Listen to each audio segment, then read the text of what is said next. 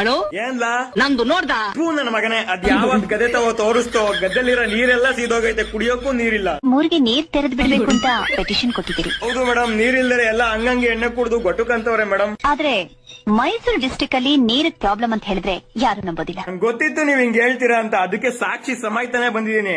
ಇವ್ರ ಹೆಸರು ರೀಲ್ಸ್ ಶಾಂತಮ್ಮ ಅಂತ.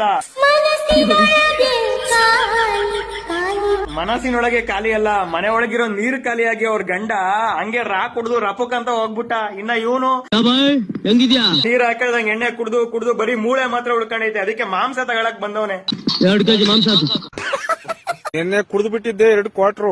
ಓಡ್ಸಕ್ ಆಗ್ಲಿಲ್ಲ ನನ್ ಕೈ ಸ್ಕೂಟ್ರು. ಯಾಕೆ ಹೇಳಿ, ನೀರ್ ಹಾಕಳ್ದಂಗ್ ಕುಡ್ದವನ ಅವನು.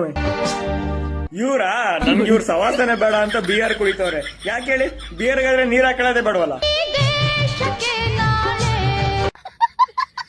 ಈ ಹೃದಯ